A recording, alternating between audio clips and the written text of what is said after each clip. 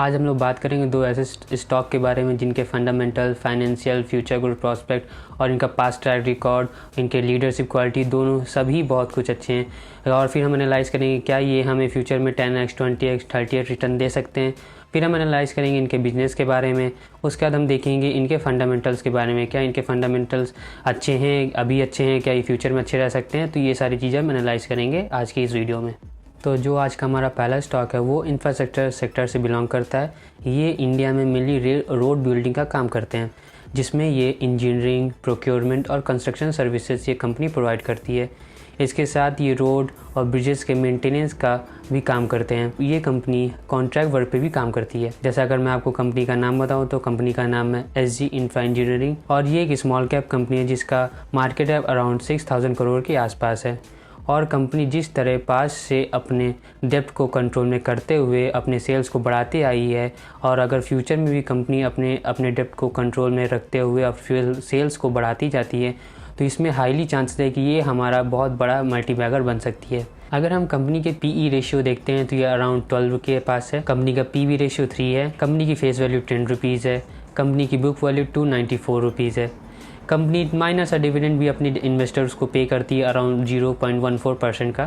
Company के पास cash around 164 crore के हैं, लेकिन कंपनी के पास डेप्ट थोड़ा सा ज़्यादा है, अराउंड 1000 करोड़ के ऊपर कंपनी के ऊपर डेप्ट है। कंपनी की जो EPS है, मतलब अर्निंग पर शेयर है, जो ये अराउंड 75 रुपीज़ के आसपास है।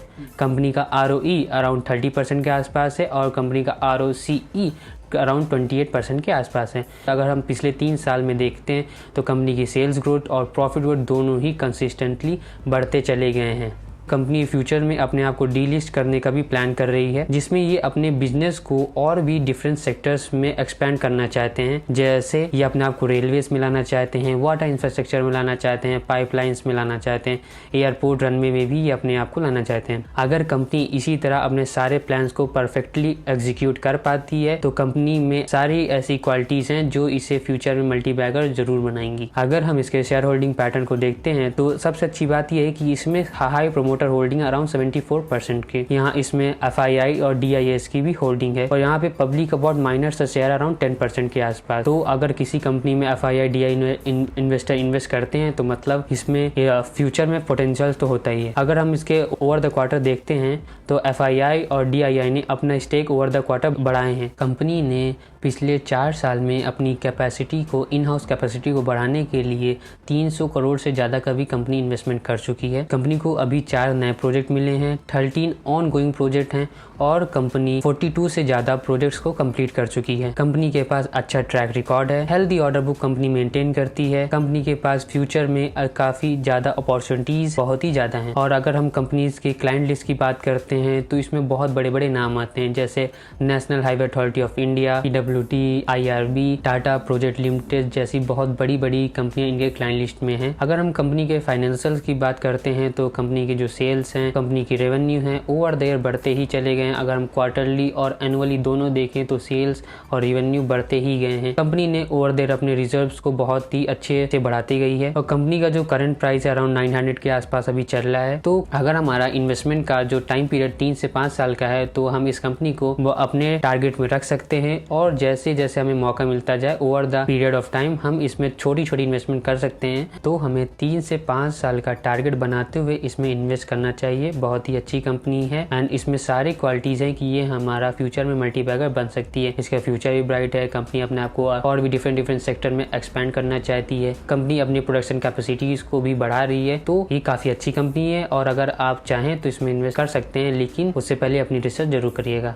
आज का जो हमारा सेकंड स्टॉक है उसकी स्टैब्लिशमेंट अराउंड अप्रैल 1990s में की गई थी और ये टेक्सटाइल और स्पिनिंग सेक्टर से बिलोंग करती है।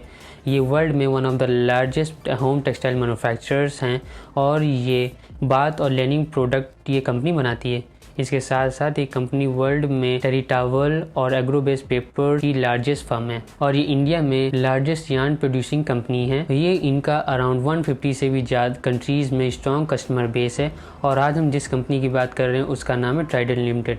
कंपनी ने अपने बिजनेस को 4 डिफरेंट सेक्टर में बांटा है, जिसमें यार्न, टेरिटावल, केमिकल्स एंड पेपर आते हैं। अब कंपनी अपने आप को FMCG सेक्टर में भी एक्सपेंड कर रही है। अगर हम कंपनी के फंडामेंटल्स की बात करें तो इसके मार्केट कैप अराउंड 18,000 करोड़ के आसपास है। PE रेशियो 36 है। PB रेशियो 4.3 का है। इसकी बुक वैल्यू अराउंड 8.15 रुपीज़ की है। इसकी फेस वैल्यू 1 की है। कंपनी अराउंड 1% का डिविडेंड अपने इन्वेस्टर्स को पे करती है। कंपनी का PEG रेशियो मतलब पेग रेशियो कंपनी का अराउंड 0.21 का है। कंपनी का डेब्ट टू इक्विटी रेशियो अराउंड 0.41 का है। कंपनी की सेल्स ग्रोथ अराउंड 54% के आसपास है। प्रॉफिट ग्रोथ की बात करें तो 173% के आसपास हैं। तो ये सारे ही नंबर बहुत ही अच्छे हैं और कंपनी अपने इन्वेस्टरों को बहुत अच्छा रिटर्न बनाते हुए देती आई है। कंपनी का जो पुराना पिछला ट्रैक रिकॉर्ड है वो भी बहुत अच्छा है। कंपनी का ROE अराउंड 23.25% के आसपास है। ROCE अराउंड 23.40% के आसपास है। अगर हम इसके शेयर होल्डिंग पैटर्न को देखते हैं तो अराउंड इसमें प्रोमोटर की हाई प्रोमोटर होल्डिंग अराउंड 73% की हैं। इसमें FII के अराउंड 2.43% हैं।